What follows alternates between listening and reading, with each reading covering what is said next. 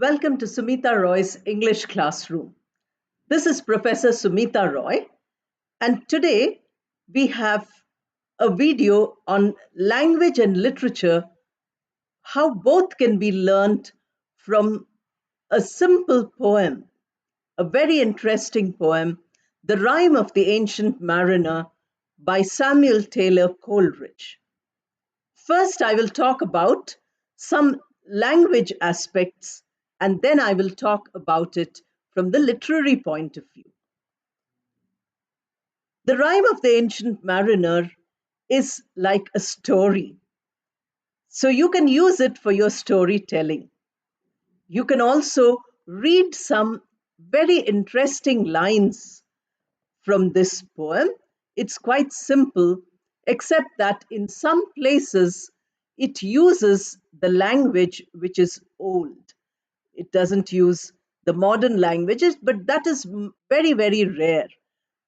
The poem is also very musical because when we speak, it is nice that we have a rhythmic language. English is a very rhythmic language, so we keep to the rhythm. For instance, you have these famous lines there.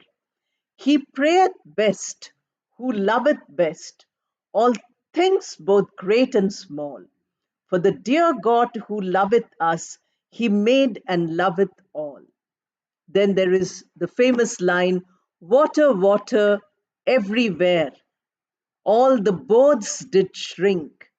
Water, water, everywhere, not any drop to drink. These are all poems, lines in the poem, which are very soothing to hear, which are very comfortable to hear. But the story of this poem is a very difficult story because it is about a mariner. A mariner, immediately you can learn a new word, is a sailor, a person who takes a ship and goes on the sea for long voyages. Traveling by sea, traveling by a ship is called a voyage. So these are all words which you can immediately learn. Suppose you're a learner of language. Such a context teaches you much. Now, this is a person who's very old. So he's described as ancient mariner. Ancient means very old, but usually ancient we use for historic buildings and all. But here, for a human being, it is being used. That means he's very, very old. And what does he do? He wants to stop everyone and tell his experiences. These were difficult experiences, especially it was a learning experience for him. So the poem begins where some guests are going for a wedding. He catches hold of one guest and says, "You must listen to my story." The wedding guest, he beat his breast.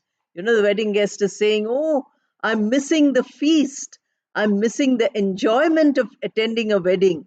And look at this mad man. He looks like a person who's totally mad." And he wants to tell his story. But by the end of the poem, the wedding guest is totally mesmerized. He's totally engrossed in the story. I'm using all the words which will be beneficial for you. I'm using the sentences which will teach you how to frame sentences. So, the experience which the mariner describes is this. He was sailing once, the wind was very nice, and the ship was going ahead because this was a time when motorboats might not have been there. They were not run by machine. The sails would be put up, long pieces of cloth, and it would take the ship forward whenever the breeze was there. So there was a bird, an albatross, also going along with it. It was flying along, sitting on the mast. The mast is the top portion of the ship. There it was sitting, and everybody was enjoying, all the sailors. The sailors were enjoying the trip. Suddenly, the ancient mariner who was the captain of this ship at this time, what he did was he got tired of this albatross and he shot it dead. The albatross fell down. This was a curse because you should never kill anything living. You should allow it to continue to live. We have no right to take life because we cannot give life. We cannot make a dead person alive. So he makes this mistake of killing the albatross. Now all the misfortunes keep coming. Everybody on ship falls ill. They keep cursing the captain and they take the albatross and hang it around their neck. This we call as the cross because Jesus Christ had to bear the cross and go uphill where he was crucified.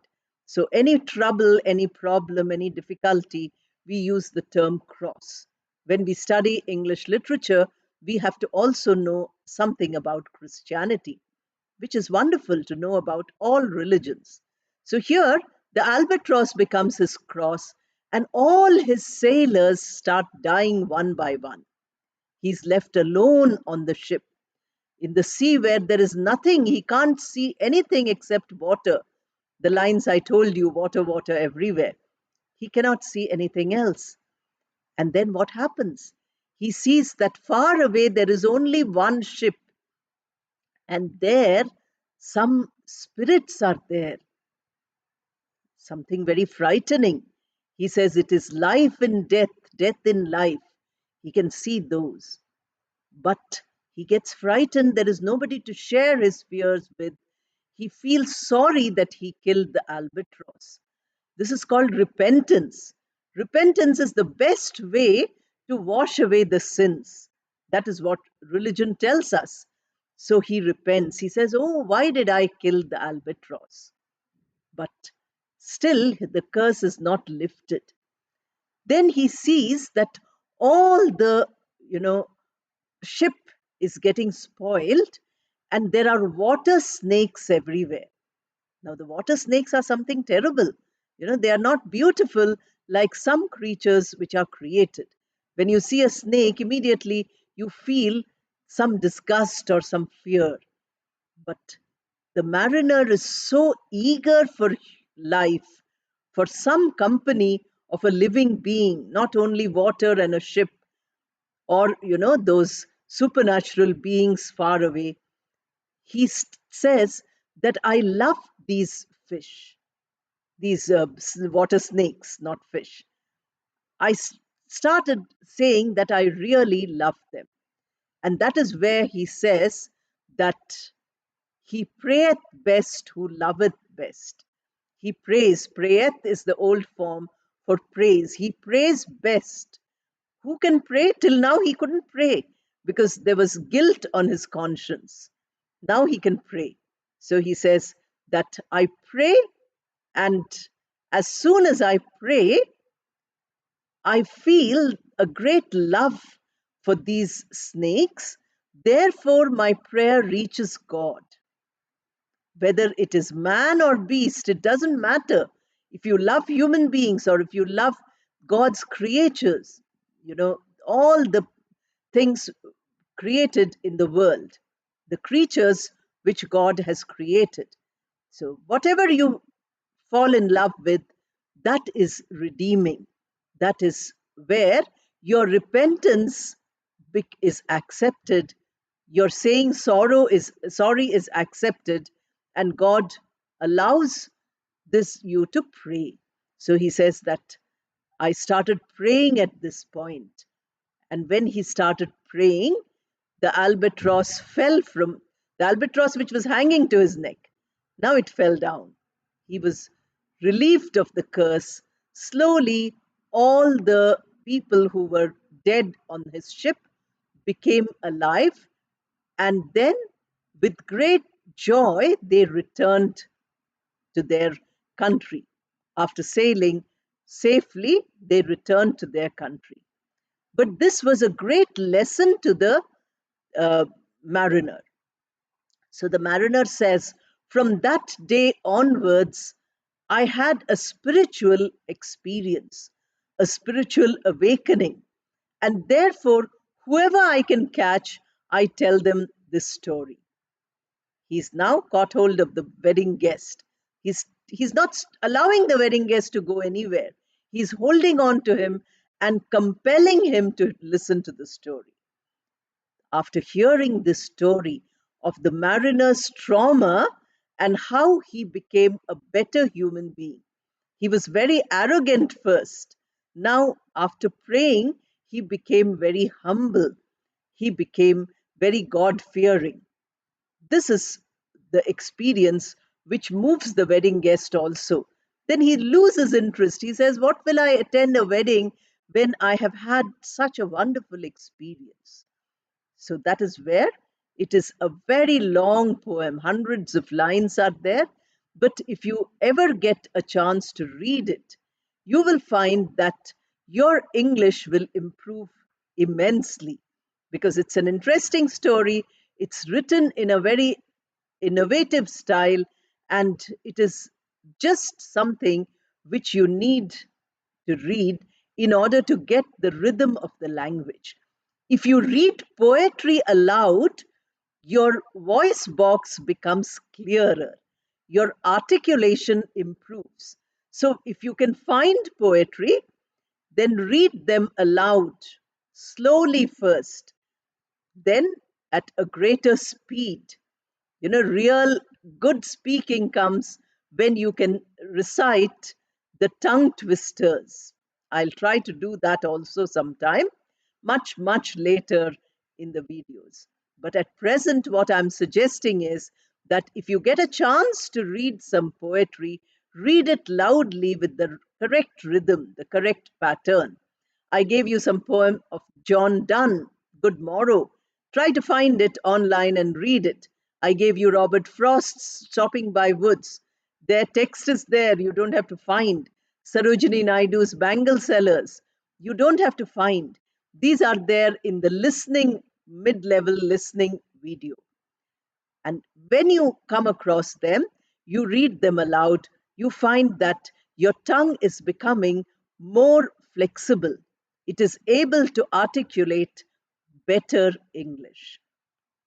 Because everybody will tell you that your voice production machine is tuned to your mother tongue. That is natural because we learned the mother tongue first. But just like a musical instrument is tuned to different tunes, again, you have to keep tuning it.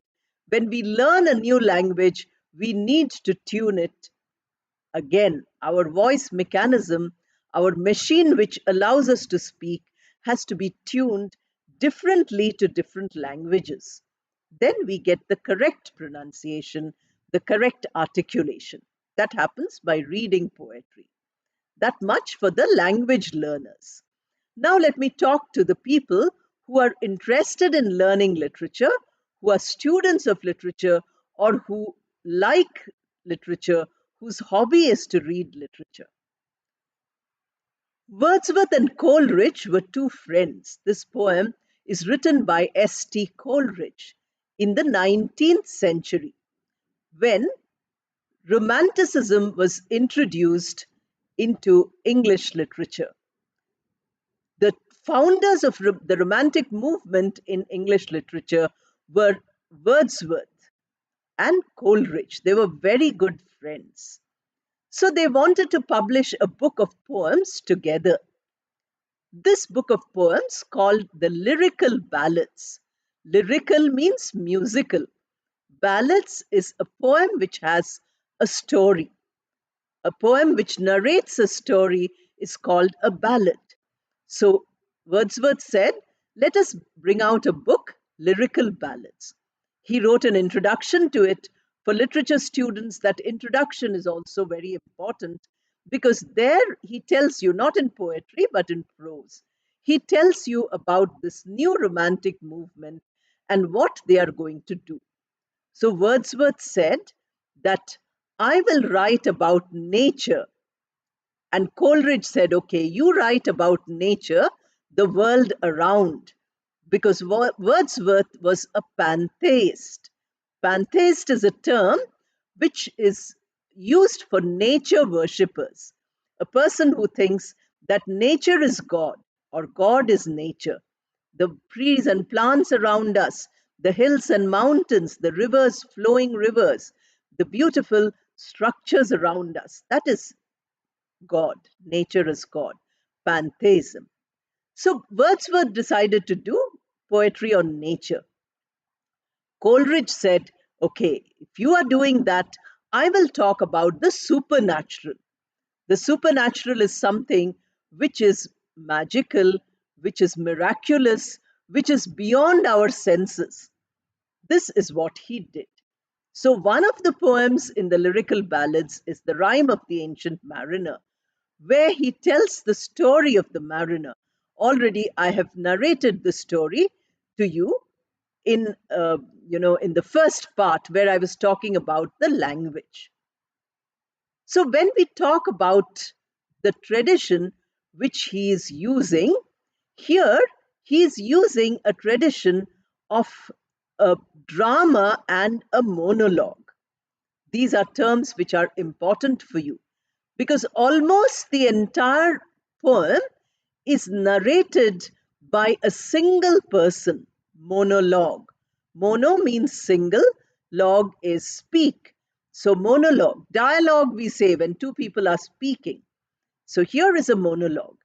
And except for one or two points where the wedding guest is there, where it makes it a drama, it dramatizes it, the rest of it is in the form of the mariner narrating his story. The mariner's story has various emotional points.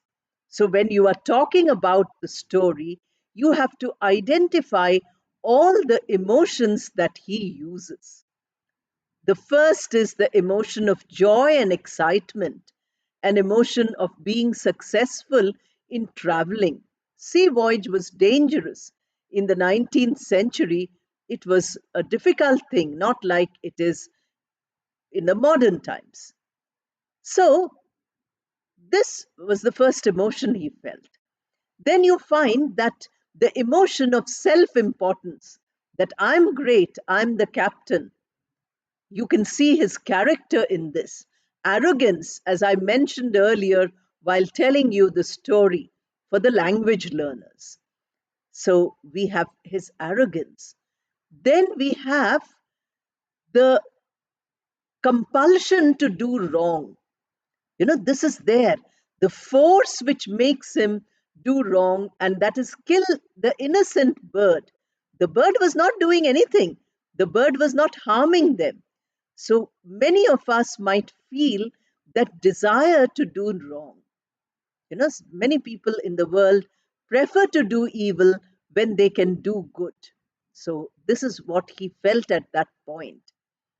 And then he suffered first by the rejection of his own sailors. When somebody rejects you, you feel terrible. So that rejection of his sailors and then the death of the sailors brought these two emotions to him. One is the emotion of, being rejected. The other is the breakdown of relationships. All his relationships are broken now because all he can see is that far away supernatural boat, a boat which might be a mysterious boat, which might not be true, it might only be his hallucination. So he has reached the lowest level of his mental strength that we find. And at that lowest level of his mental strength, one good thought comes to him. And that thought is a positive thought, which is a thought which saves him from this sorrow. And that is to say that I love these snakes. Although they are snakes, I'm not repulsed by them, I'm not repelled by them. I certainly love any creature which God has created. This is where he is saved. And suddenly, good things keep happening. So for him, this is a lesson in spirituality. He says that all of us might have separate bodies, but spiritually we are same. Today scientists call it as the cosmic unity. Cosmic. The whole world is united by a particle of energy. Scientists tell us that energy is neither created nor is it destroyed. It just changes its form. So when we are alive, the energy is there within us. When we are no longer alive, that energy doesn't get destroyed. It merges into nature, it goes somewhere else. So particles of energy are there in everything on earth. The flowing water gives us electricity, hydroelectric power, we call it. So everywhere there is energy. And this, when he realizes this spiritual unity, this cosmic unity of everybody, that is a great spiritual lesson for him. Therefore, the poet discusses various themes related to his ambition, to his aim, to the objective of the lyrical ballads, and that is the spiritual dimension. So, natural, nature, Wordsworth, supernature, Coleridge. So, he's talking about things which we don't feel or see or taste or hear, but with our senses. These are super sensory, and therefore we have to understand it with a mind, with an intuition, with an inwardness. And these are all the themes which he explores in the poem. The poem starts with people wanting to enjoy pleasure. The wedding guest. The wedding is enjoyment, it is entertainment. The wedding is, indulgence in various things which we can see, feel, taste, think, all those. But here, the wedding guest has no interest in this because he says there is in life something much more important than this enjoyment. And that is what I'm going to tell you about. So, on one side, there is the sensuous dimension, and on the other side, there is the spiritual dimension. On one side there is a social life, and on other side there is the life of making us better human beings. So these are the two, these contrasting themes are what are explored in the poem throughout.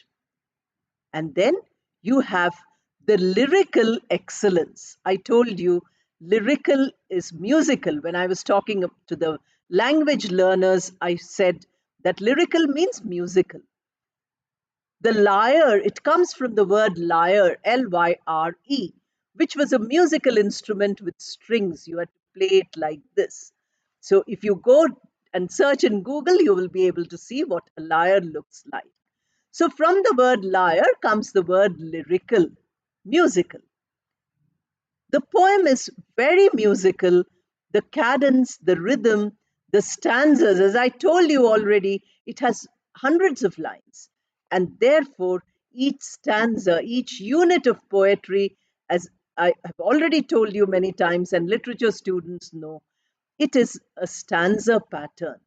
And since it is a ballad, it is telling a story, you know, we have to see how the interconnection of the stanzas is there. What is the rhyme scheme? What is the rhythm? All these things we have to see.